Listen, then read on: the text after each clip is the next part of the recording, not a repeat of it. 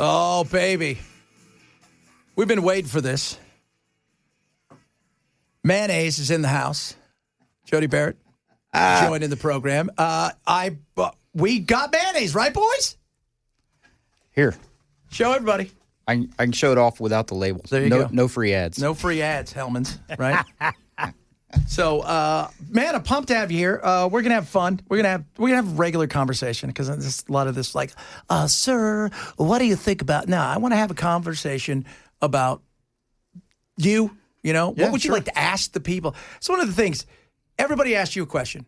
If you get asked, go out and talk to people. That's how you learn. And you asking the question, which so many people, it's about them. Right. Well, and of course, I don't know the answers to everything. I don't know what everybody's facing. That's why you sit down at coffee shops and, go to church and talk to people and run into them at the grocery store, spend a few minutes and just finding out, hey, what's going on in your life? What's the problems that you're facing right now? What do you hear? What do people tell you? The vast majority of the feedback that I've gotten over the last couple of months that we've been campaigning all across the 7th is just it's the economy. Everybody's really still kind of nervous about what's going to happen, wanting to see interest rates drop, the prices of everything going up, real estate's still really high, the cost of living, especially for the younger generation. I've got a 24-year-old daughter that's paying $1,800 a month over here for an apartment over here off of White Bridge Road. I don't know how they're ever going to get to the point where they can afford to pay a down payment for a new house. Especially when entry level for a house now is like $350,000, $400,000. Yeah. It's just things are out of control. I was going through looking at data and putting stuff together because I do a couple shows. And one of the things I was doing was comparing the 90s. So 1990 to today, housing prices are 3 times what they were. And even with rates higher back then, the entry level, the average house was about $128,000. People were still able to get into a house and easily afford it comparatively to today because the dollar's gotten weaker. Right. And it doesn't go as far, man. And people are going to be looking at you. Does it feel weird? They're going to be looking at you going, all right, well, what are you going to do? Because in truth, you're not there to save the world. You can't. Well, no, and look, I try to be real with everybody. Some of these other guys I'm running against are making all these promises about how their first bill is going to be this, and they're going to solve the debt issues. They're going to bring the deficit down, all this stuff. And the actual truth is, if you want to shake somebody's hand, look them in the eye and tell them the truth, what's going to happen. On December 2nd, whoever wins is going to have to fly to D.C. on the 3rd or the 4th and get sworn in and probably walk right into a continuing resolution fight over whether or not we're going to fund the budget, raise the debt ceiling, spend more money, and get us through Christmas without laying a bunch of people off. If you survive that, you're going to come back in January. You're going to try to get your staff in place, find an apartment, figure out where the bathrooms are in the Capitol, get through the tunnels without getting lost, all that stuff. And then once you get that all figured out, it's going to be time to pull papers and run for re-election again in a midterm election. And in the meantime, probably your party's going to have you in a cubbyhole somewhere making phone calls nonstop for raising money for the party for the midterm election. So there's not going to be a whole lot of time to save the world until you get past November of 26. Yeah. So the real priority for a Republican anyway should be job number 1, win the seat on December 2nd for the party so that we hold the slim margin that we have. Job number 2, win the seat in November of 26 so we keep the slim margin that we have and hopefully expand that margin a little bit. Bill, you had something to ask? Because Bill's going to ask you a question. Yeah, so since it's a special election, you're basically running to complete Mark's term, and then you have to rerun in the 26th? That's exactly Wow. right. Okay. I didn't know that. People probably didn't know that. They thought, oh, no, that's because Mark's stepping away. Have you had a chance to talk to him? I have not talked to Mark since I told him that I was going to run. I reached out to him and let him know before I announced that I was going to do it and had a brief conversation with him then, but we haven't had any direct communication since then. All right. Talking to Jodi Barrett, he's running 7th. I listened to some of the stuff on Friday. It's always like, what separates everybody? I've met Gino. I've not met Reeves, and who's the other one running? I'm not even quite sure. Matt Van Epps. I've met Afton, and there's like 8 other people we're trying to get on to give everybody the opportunity. I'm looking for a person that's going to be honest with everybody, and I think a lot of people are looking for that too.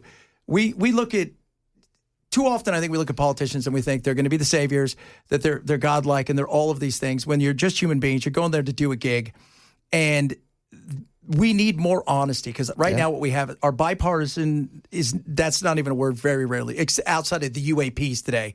very rarely is that used. And America's a lot closer together than they are apart. No, I agree with that completely. I think what most people are looking for, particularly the folks on the conservative side of things, they just want somebody to be real, be authentic. Don't give us a bunch of political hooey and promises and sound bites and cliches. Just tell us what the real deal is. That's what I've tried to do at the state level, representing 3, comparatively speaking, rural counties, Dixon, Hickman, and Lewis County, which 2 of them border Williamson. So, you got Williamson County, that's one of the wealthiest counties in the state, bordered by 2 counties that are struggling, by comparison.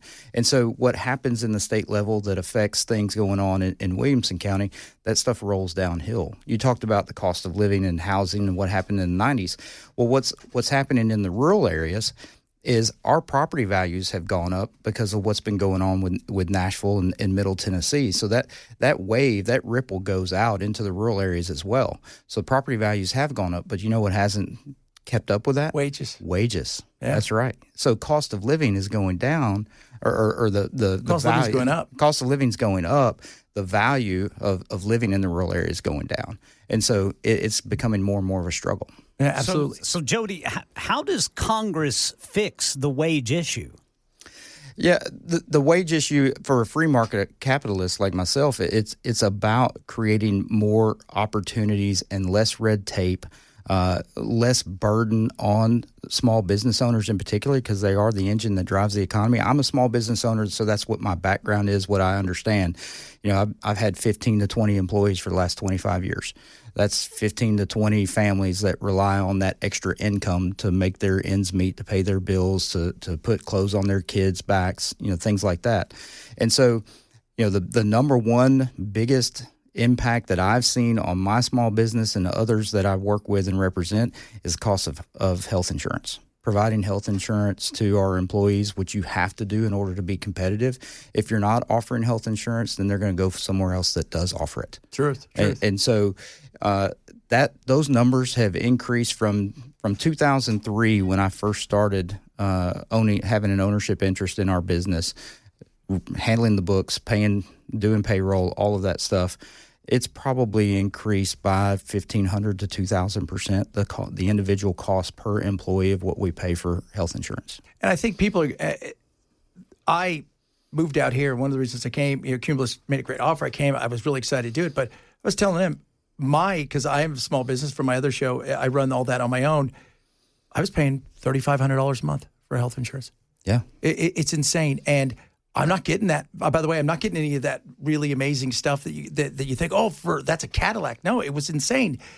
Actually, the opposite is true. Like the benefits that you're paying more for, 1,500, 2,000% more for, the benefits have gone down because in order to keep those benefits somewhat affordable, you're having to increase the out-of-pocket expenses, all of the things. The deductible has gone through the roof. I mean, now everything's a $5,000 to $10,000 deductible. Yeah. And people are struggling figuring out how they're going to cover that if they have any type of major medical issue. Yeah. Bell, you got something? Yeah. Jodi, the Republicans are continuing to run ridiculous deficits, and they have never shaved a single red cent off of the debt. What do we have to do to change that, and how can you impact it? Yeah. So the first step to that is stopping the bleeding, right? It's doing triage, and the way you stop the bleeding is we finally start balancing the budget. We have got to get back to regular order, which we do that here in Tennessee. We have a constitutional mandate that requires us to balance the budget, even though our overall budget has gone up 59% under Governor Lee, and we're spending more than we ever have. At least we're balancing that every year. So we have a constitutional requirement to do that, and the federal government doesn't. And that's part of where we end up in these continuing resolutions fights, where we get to where our backs are up against the wall and the gun's held to our head, and there's 435 members going, I need money for this, I need money for this, I need money for this. And so they start piling all these additional pages, and what probably starts out as a 20-page resolution becomes a 400-page big spending bill. And so we've got to stop doing that. We've got to stop spending money like it's our last day as a country. We've got to figure out how we can get back to regular order and have annual budgets so that we can plan accordingly, just like you do in your home and your business and I do in mine. I have a 1 year, 2 year, 5 year plan for my business. I just print money. That's what I do. We have a whole bunch of printers at the house. It's pretty awesome. It'd be pretty cool if you could get away with that. Well, Speaker Johnson promised to get back to regular order, and he's yet to do it. Are you willing to go against him if he won't go back to regular order? Well, yeah, I think that's something that we absolutely have to push for, and I look at the Freedom Caucus, my friends in the Freedom Caucus, and some of the things that they fight for. I stand for the same things. I think that's why they've come in to endorse me is this fiscal responsibility and limited government, upholding the constitutional original intent of having a limited government is something that we have to do in order to survive. The debt is spinning out of control. The interest that we're paying on that debt now outpacing almost every other part of the budget that we spend. We can't do that indefinitely and continue to survive as a country. I look at the Republicans and Democrats, and most of the time I think they're one team. I mean, they are. The free market. We always talked yesterday about this. There's no free market the way it used to. You've got crony capitalism, and Gino, who was on earlier, actually one of the things I thought was pretty good is, Citizens United. You have so much money in there, and a lot of Republicans back in the day were big on Citizens United, right? Because they wanted that, and all this PAC money came in, and now the lobbyists. Who runs D.C. anymore isn't the people, and it's not the politicians the people send there. I feel like it's big money, and it is frustrating because I look at the Republicans. They're spending the hell out of the money all the time. They are just as much crony capitalism as everybody else. It's just where do they spend the money? Right. And we've had, I think, 14, 15 candidate forums now with 10 or 11. It's like a traveling circus. We go to every county and have a new candidate forum and show up. But almost every single one has had at least one question about campaign finance and how are you funding your campaign and where did this come from? And what we have now under the rules of the game currently is you have a couple of different ways of doing it. You have self-funders that have their own wealth and they write their own checks and they don't necessarily focus too much on any type of fundraising because they don't have to. Then you have folks that are 100% PAC funded. They've got whoever it may be. Club for Growth, or pick one, and both sides, right? Both Democrats and Republicans, they have their big PACs that fund all this stuff, and they come in and they run ads and all that. Which most of what we're probably hearing during the commercial breaks here are PAC funded commercials and whatnot. And then the opposite side of that, or the other option, is the grassroots funding, where you go to your community, you go to your supporters, and you get your $3,500 donations, max donations, and then you go from there and get your as many 1,000 or 500, and then all the way down to $25 a piece, and you try to stack that up like cordwood to where you have enough to where you can compete. But what happens, and under Citizens United, what that's done by allowing this corporate monies to come in to the PACs, and then those PACs are then picking winners and losers. Yeah. And when a PAC says, all right, we're going to attack this guy and support this guy, and they can. There's no limit on how much money they want to spend. And I used this example the other night, which has been twisted out of context, but talking about Andy Ogles, my friend Andy. He doesn't have a whole lot of money in his account. He's going to rely on support from the Freedom Caucus and other members that come in and are like-minded that support what he does and his ideology. He has to do that. And then the question for the voter is, well, would you rather him continue to be focused on the job that he was elected to do by trying to get bills going, supporting the president, doing all that stuff, or would you rather him be sitting 6-8 hours in his office making phone calls trying to raise $2 million so he could run for re-election? Yeah, which way do you want it? Unfortunately, it's modern politics, which is they're corporations more than anything else. Jodi Barrett's in here. He's going to stick around. We got a lot of stuff still to get to. We got some fun questions, but we also have some other serious questions. Check us out across all of our social media. Chad Bensow, Super Talk 997.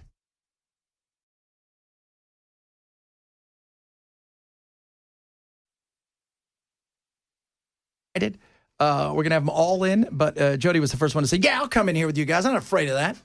And I'm pumped for you to be here, man. The weed thing is a big deal. Yep. All right. Like everybody is trying to figure out how they maneuver it. And it doesn't matter if you're running for governor or you're running for, dog catcher somewhere. Everybody's trying to who I don't want to offend, but at the same time, I don't want to knock myself out.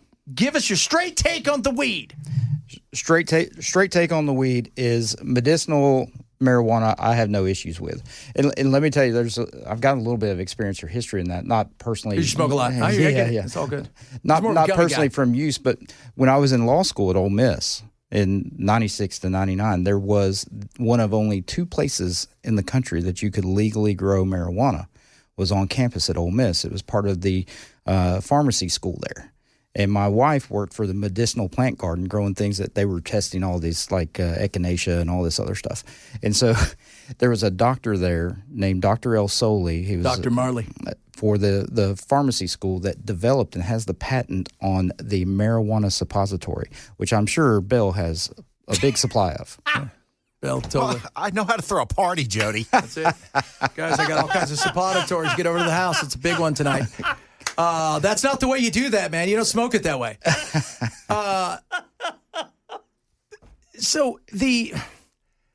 Look, I'm an adult. I don't smoke. By the way, I've never had a drink in my life, never tasted alcohol. You and I talked about this the other day. I'm a teetotaler. Right. I don't care what people do in their own life. The reality is we've got this bizarre world where there's so many people who, I don't know if they're afraid of the Christian right or they're so uptight about stuff. Let adults be adults. And I think that should be a big issue. If you want to take a gummy and fall asleep at night, if you want to wake and bake in the morning, you got nowhere to go. I don't really have a problem. I don't think most people have a problem with that. It's no different than you sitting there and having a drink at home. Yeah, no, I agree with that. And I've got, I know friends. I have people that do that. I not necessarily wake and bake, but, they're users. They'll have gummies or whatever the case may be. I don't care. I really don't care what you do in your own home, especially. Yeah. As long as you're, not hurting anybody else. Yeah, as long as you're not hurting anybody else, it's not a big deal. And I do think that the reclassification of marijuana is a smart way to go. That's a stair step to us getting to the point that's a more sound policy from a criminal justice system on how we're dealing with the drug. It's not heroin, it's not cocaine, it doesn't have the same addictive properties, all of that stuff. You can make all these arguments about whether or not it's a gateway drug, whatever the case may be. And I've read tons of stuff about cannabinoid psychosis and things like that. You see all those studies. But again, for adults, as a libertarian leaning side of the Republican Party, I don't really care what you do as long as it's not affecting me and mine. I don't want to sit next to you in a restaurant or on a bus or walk down the street and smell it. But on your own time in your own place and whatever, whatever. And I think most people, it's funny, I always joke about how conservative the station is. And we always joke about we're very libertarian here. We're kind of all over the place and a lot of stuff. But one of the things we talk about when we talk about this subject is how many people, especially we saw what happened in Texas, right? Like they went after weed in a way that was just so insane. And even, their governor's like, Abbott's like, I'm not signing that thing because you had so many veterans who came out and said, you can't, this is insane. We're adults. Right. Mm-hmm. Let us be adults. Well, you mentioned the veterans. I mean, there are many vets that deal with PTSD. I mean, I guess that's one of the questions. You're talking about treatment plans for people that are dealing with mental health issues or chronic pain. Do you want them hooked on opioids, on the pharmaceuticals, or do you want them on air quotes here, natural product? I think there are benefits to us, again, as a society looking at the medicinal qualities of this product and how it can fit into a healthcare plan or healthcare options for doctors to prescribe something along those lines. Again, the recreational side of things, we've seen just over the history with tobacco and alcohol and other things, and how big corporations that get involved in these types of things always end up trying to target more and more. Would you be cool for, somebody to grow it in their own, have it over 21 in their own house and use it recreational? Once corporations get involved with a lot of this stuff, it goes sideways. Yeah, I mean, again, personally, whatever you do in your own home, I don't care. I don't know that the government should have any say so about what you're doing on your property and in your own home. Amen. I like that. Jodi Barrett's here. We've got a lot more questions to get to. He's running in the 7th, and we're talking to him about a bunch of other stuff. We got some of your text messages coming in. We're going to ask you questions that you guys have asked him. Yes, Hellman's Mayo is there, and he is a communist because he doesn't like mayonnaise, but we understand that. He might save himself. Apparently, he likes mustard, so we'll get his reaction to that straight ahead. Chad Bensow, Super Talk 997.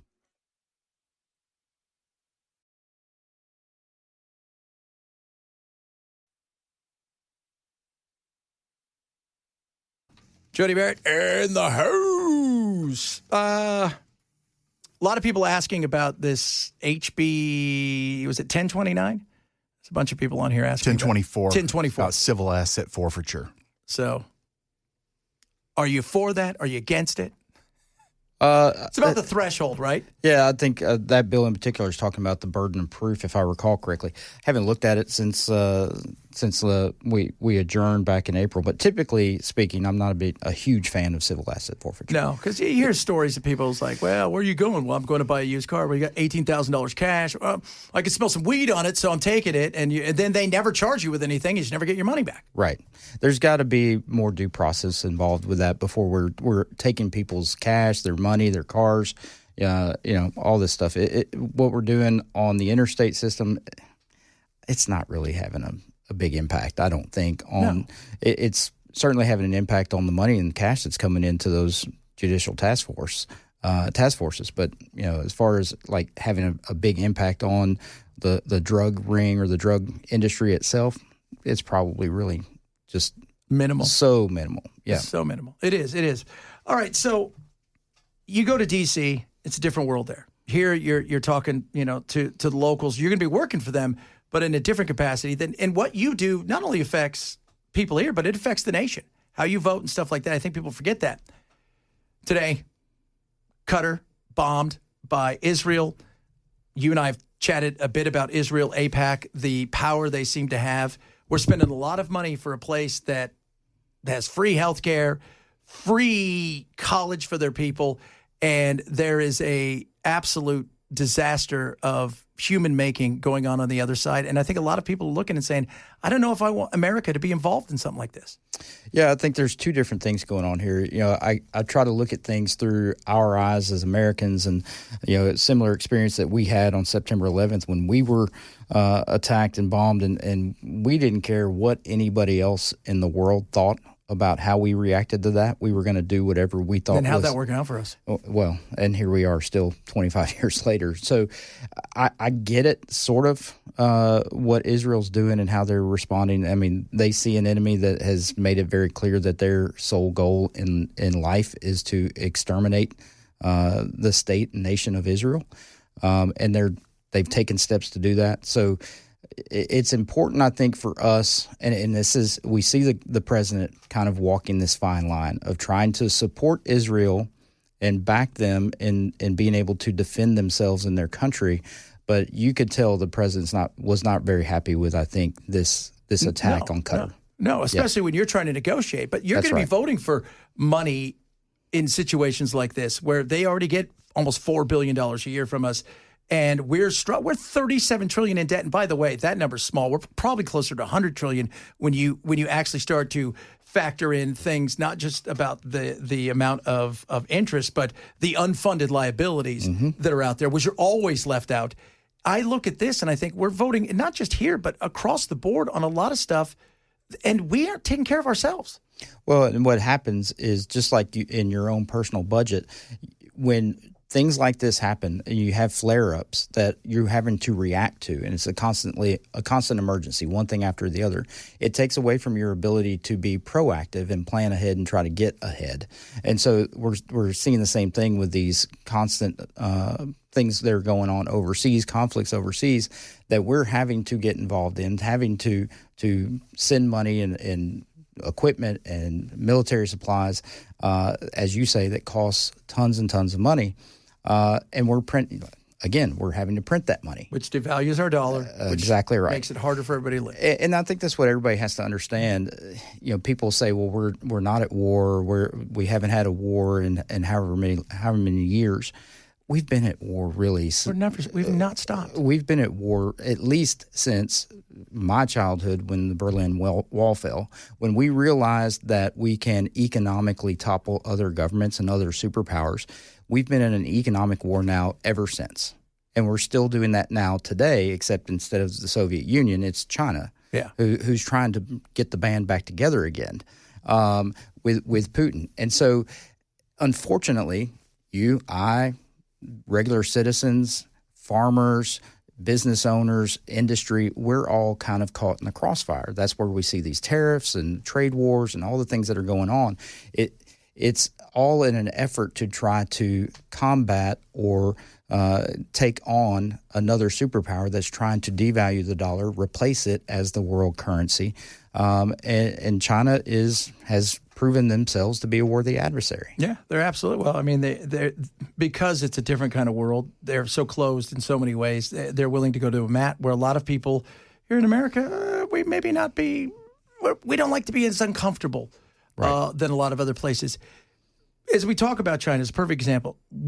How do you feel about the tariffs? Because I think everybody be lying, especially in the farmer world, if they didn't think tariffs were hurting people. I was reading the other day, 30% of farmers in Nebraska about ready to go bankrupt by the end of this month. Oh, if you're a row cropper right now, if you're growing soybeans, corn, cotton, things of that nature, you could have the best yield you've ever had and still lose money this year.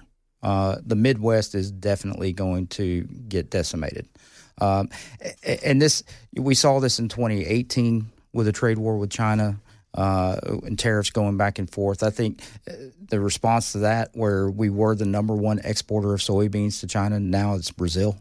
I think we saw a 75% drop in our exports to China of soybeans. And China has imports tariffs on us for 175% for pork, 145% for cotton, things like that. There's no way to have that type of negotiation tactics going back and forth and there not be innocents getting caught up in the crossfire of that. And that's what we're seeing, I think, with the agricultural world right now. Talking to Jodi Barrett, he's here running in the 7th, getting close to the throwdown time. It's interesting. You guys all on stage the other night, and it's always trying to distinguish, because a lot of times, everybody's trying to, I love Trump the most, and I love this, that, and the other. And I look over you and I think a guy's like, yeah, I could look at Trump and say, I like a lot of what you do. Maybe some stuff I'm not thrilled by, which I think is the most honest thing that's out there, because he's not a god, he's a human being, and he's not going to be perfect. And I think people are looking, who's going to be real and separate themselves in that sense. Yeah, and I'm not perfect either. No, nobody is. There's like one guy who's perfect. We saw that ended. Right. And look, early on in this campaign, I was being attacked for saying, ugly stuff about Trump back in 2016. I didn't. The guy came on the scene. I liked Ted Cruz at the time. He said some ugly stuff about his wife and other people and calling everybody names. It was very unconventional, and I didn't like it at that time. Obviously, though, since he's been in office, the policies are next to impossible to refute. The successes that we've had from a policy standpoint. I think many Southerners, in particular conservative Southerners, don't always necessarily like the histrionics or the antics I think or a lot of the people language. It gets a little tiring after a while. I think a lot of people feel like, why do you put yourself in a position you need to be in? Yeah, but that's who he is, and you have to you have to dance with the devil that you got. And I think he's doing a great job. I mean, the last 8 months of this presidency, certainly he learned a lot the first time around. And he knows he's got a short window of time to get things done this time. So that's part of why there's so much chaos now, too, is because I think he knows he's got a really short window, really small window to get things done. And he's just trying to hammer every day to move the needle as far as he can. It's interesting. So you go, if you win, you go out there. You have a finite amount of time to get things rolling, because like you said, you're going to have to go out there. They're probably going to be in the middle of another shutdown fight, which is just they'll all pat themselves on the back. When you look at this, though, I think people don't realize, okay, so what exactly does a congressperson do? What's a senator do? What do they do? You're going there, you're fighting to try to bring jobs, to bring, to protect farmers or to protect others, because other people have differing interest in other states. They want something over here that would take away from us. And I don't think people realize how that really functions. Sure. Well, look, I think, I don't know what the actual number is, but if you send $1 of your taxes to D.C., they send about 15 cents back, something along those lines. But they are sending something back. And the question is, if we don't take it and get it somehow for our districts and find ways to help out with things that we need here, infrastructure and other needs that we've got, that money's going to go somewhere else. Some other state's going to take it. And the fact of the matter is, it's our money. We gave it to them to use, and they're sending a portion of it back to us, and we need to find ways that we can invest that back into our communities and make sure that it benefits everybody. I'd be remiss if I didn't ask this. The chaos, because we've been texting back and forth a lot of people about the whole Epstein thing and why it's important, why it's not important. I think it's important because there was a lot of stuff out there about it. And you would be involved potentially, getting out there in this situation. I think it's something that is relevant, especially when we're going to protect the children. We're going to do this, that, and the other. And people that love Trump, it's like, he didn't do anything. I never said he did anything. But I do think there are a lot of people he's trying to protect. And this goes back to deep state, corporatist America, all of this stuff. And, was America pimping out young girls to try to get information from people and blackmail them or some of our allies? I think those are fair questions. Well, like you said, it's been talked about. It was something that was talked about during the last campaign. We've been talking about the Kennedy assassination for 60 years as a country. And the reason we've been talking about it, because the full and honest truth, as unadulterated truth, has never been put out there for everybody to see.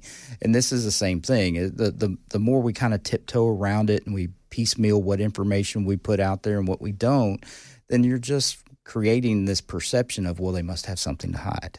And when you do that, then that gets the rumor mills going, and everybody just keeps cranking up and talking about it over and over and over again.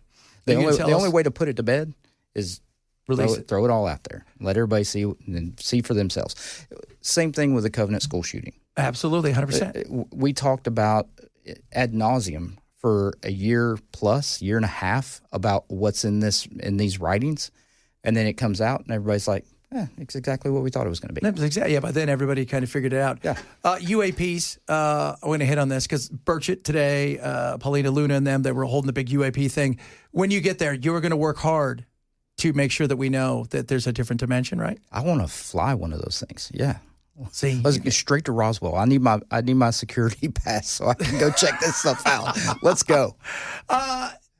Everybody, this is one of those things where I'm always interested because politics 20 years ago, you ran to the left, you ran to the right, you kind of moved to the center. In today's world, because of redistricting, because of the fact that you get into a seat, you could be there for life if you wanted it. It is kind of it's a frustrating thing because everybody always says, I'm going to govern for everybody, but you don't have to. People don't even say that anymore. It's like, I don't even have to, I don't care what you think because I'm never going to lose to your side. And I think a lot of people out there who are more libertarian to expand that tent, because I think you go and look, the registered voters, independents are growing faster than anybody else because they're frustrated with both sides. And they do want somebody that's willing to go, yeah, you know what? I may not agree with you, but I also don't think you should be hammered for this, even though my side wants to do that. How would you reach out? How would I reach out to the voters? Yeah, to the voters who didn't vote for you, but go, okay, let's give you a fair shake. Yeah, look, my door's always been open for the 3 years I've been in the legislature to anybody that wanted to come talk to me about anything. I don't care if you're Democrat, Republican, progressive, whatever the case may be. When we were having all the protests over the transgender surgery bills and the drag queen story hours and all that, if they wanted to come talk to me, I mean, I'd listen to them and I'd tell them respectfully, I'm sorry I can't help you because my district doesn't feel the same way that you do. You have to be able to do that and be willing and interested and able to have a civil conversation with anybody. During the school voucher debate, the Dixon County Democrats asked me to come talk to them the day before I think the special election or the special session got started, because they had questions. And I was like, well, I represent you, and so I'll come and talk to you.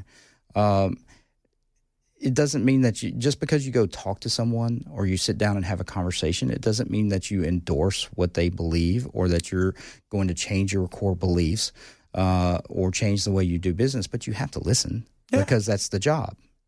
My role and the way I look at it as a representative, and I think this is part of the reason why my campaign is resonating. I don't have as much money as these other guys. I don't have as big a name or whatever the case may be. Certainly, I think I have probably the smallest staff of any of the major contenders that are running. But what I'm telling people is an authentic truth, and that is, my job is to do what you would do, say what you would say, and vote the way you would vote if you were in the chair. It's not to replace my opinion for yours. And I don't know about everybody else, but when I elect people or vote for people, I'm not sending them up there to go figure it out on their own and come back and tell me what they came up with. I'm sending them up there to be my voice to express what I want them to do and what my opinion is about the situation on the ground up there.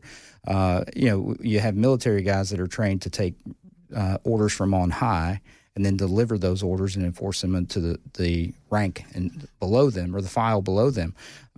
This is an opposite deal. This is upside down. You're supposed to take your orders from your bosses, which is the 700,000 people of the Congressional 7th District that you represent, and then deliver that message to the people above you. Right on. Jodi Barrett, appreciate you coming in today. We're going to have them all on, but you got your mayonnaise? Yes, can't wait. Which he says he doesn't hate, but he's not going to do a That spoonful. is not what he said the other day when he was talking but to I us. think he thought just eat it plain. Just like squirt it in your mouth or something. In the pantheon of condiments, I would put this in the no opinion category. How about that? All right. Okay, that's better than just being a communist. We'll give you the little bit libertarian lean there. All right, appreciate you coming in today. We'll wrap it up straight ahead. Chad Bensow, Super Talk 9 Inside.